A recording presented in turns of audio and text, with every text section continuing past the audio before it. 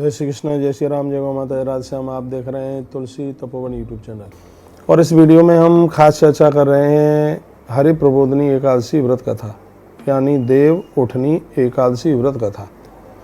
एकादशी के दिन एकादशी की कथा सुनने से 1000 गौ माता के गोदान करने का फल प्राप्त होता है। आइए अंत तक पूरी वीडियो सुनिए। सबसे पहले हरि प्रबोधनी एकादशी की आप सभी को बहुत बहुत मंगलमय बधाई और शुभकामनाएं।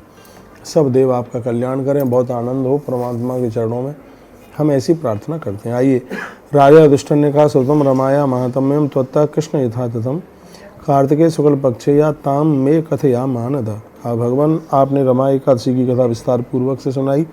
पिछले कार्तिकेय कृष्ण पक्ष में पड़ने वाली रमा एकादशी की कथा आपने सुनाई। अब आप हमें ये बताएं कि कार्तिक के शुक्ल पक्ष में पड़ने वाली एकादशी कौन सी है, उसकी महिमा क्या है। तो भगवान कृष्ण बोले, शृणु राजन प्रवक्ष्यामि शुक्ले च अर्धदले तुया सा यथा नारदा युक्तो ब्रह्मणा लोक कारण। जैसे तुमने मुझे पूछा, ऐसे ही एक बार देवसी नारद जी ने विधाता ब्रह्मा को ये पूछा और ब्रह्मा जी ने जो सुनाया बताया और वही हम आपको निवेदन कर रहे हैं, बता रहे हैं, सुनिए।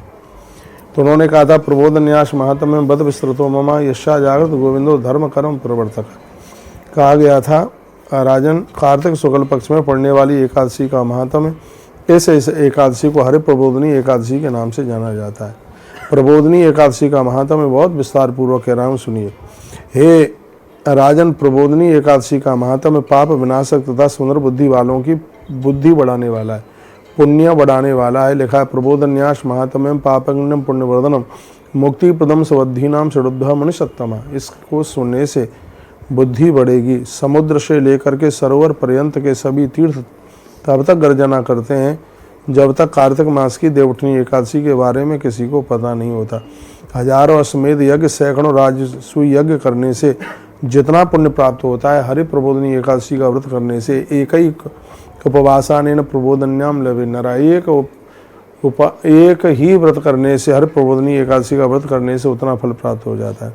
जो वस्तु दुर्लभ और अप्राप्य है, जो त्रिलोक्य का विषय नहीं बनता है, हे पुत्र, उस अप्रार्थित वस्तु को भी हरि प्रबोधनी एकादशी बहुत प्रदान बना देती है।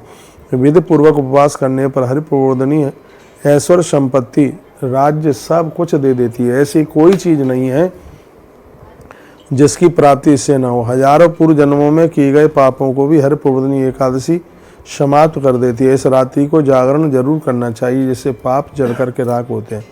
हे मुनिश्रेष्ठ, प्रबोधनी एकादशी के दिन जो विधि पूर्वक उपवास स्वाभाविक रूप से करता है, वह इसके समस्त फलों को प्राप्त करता है। यदि किसी ने यह व्रत किया है तो संपूर्ण फल प्राप्त होता है। विधिवन मुनि शार्दूलः लयिथो युक्त अवते फलम, उसको पूरा ही फल मिलता है, इसमें कोई संशय वाली बात नहीं है। जो मनुष्य नियम पूर्वक छोटा भी पुण्य करता है तो उसको सुमेरु के समान मान फल प्राप्त होता है। जो एकादशी व्रत वाले दिन, हरि प्रबोधनी एकादशी के दिन छोटे से छोटा भी दान पुण्य करता है तो उसका फल सुमेरु पहाड़ की तरह है, ऐसा कहा गया। जो मनुष्य विधि रहित महान भी पुण्य करता हुआ मनुष्य अत्यंत अल्प फल प्राप्त करता है। कहते हैं कि टूटी फूटी भी कोई पूजा कर लेता है, धोखे से भी उपवास हो जाता है, तो ये एकादशी उनको भी बहुत पुण्य दे देती है। यह महात्म्य हरि प्रबोधनी एकादशी का है, इसलिए यह एकादशी का व्रत तो सबको ही करना चाहिए। मैंने कहा है कि भले ही आपने अपनी 11 का उद्यापन कर दिया है, तो भी कुछ एकादशी ऐसी हैं, उनमें हरि प्रबोधनी एकादशी है जिसको नहीं छोड़ना चाहिए, वह व्रत तो करना ही चाहिए, ऐसा कहा गया। जो लोग भगवान विष्णु का जागरण करते हुए मनुष्य निष्पापी हो जाते हैं। अश्वमेध आदि के जो दुष्यंत फल हैं, वह सब हरि प्रबोधनी एकादशी के करने मात्र से प्राप्त हो जाते हैं। हरि प्रबोधनी एकादशी वह है कि जिस दिन भगवान, इसकी कथा में आपको सुना रहा हूँ, बामन भगवान राजा बलि के यहाँ से इसी दिन वह प्रस्थान करते हैं। अद्भुत बड़ी कथा है, आप सब जानते हैं। पदान त्रीण देतेन्द्र संहितानि पदामम। भगवान बामन ने राजा बलि से 3 पग धरती मांगी, जिसमें भगवान ने 1 पग धरती में ऊपर का और 1 पग में नीचे का, और तीसरे चरण में उन्होंने राजा बलि के शरीर का नापन कर लिया। और भगवान इतने खुश हो गए और कहा, राजन, हम तुम्हारे ऊपर इतने प्रसन्न हैं कि अब तुम हमसे कुछ मांग लीजिएगा। राजा बलि की आंख में आंसू आ गए। कहा, भगवान, आप देना चाहते हैं तो मेरे दरवाजे पर आप खड़े रहिए, जब मैं घर के बाहर निकलूं तब भी आपका दर्शन, और घर के अंदर प्रवेश करूं तब भी मुझे आपका ही दर्शन होना चाहिए। भगवान ने कहा कि 4 महीने में तेरे दरवाजे पर रहूंगा। तो आज भी भगवान चातुर्मास में 4 महीने राजा बलि के दरवाजे पर रहते हैं। जो भी कोई भगवान वामन और राजा बलि की इस कथा को सुनेगा, वाल्य यह संचितम पापम यौवने वार्धके तथा, बचपन में, जवानी में और बुढ़ापे में जो भी कोई पाप हुआ है, सत जन्म कृतम पापम स्वल्पम व यदवा बहु, चाहे बड़ा पाप हो चाहे छोटा, 100 जन्मों के पाप जल करके राख हो जाएंगे। इतना बड़ा भैया महात्म्य इस कथा का है। भगवान वामन और राजा बलि के चरित्र का वर्णन किया गया है।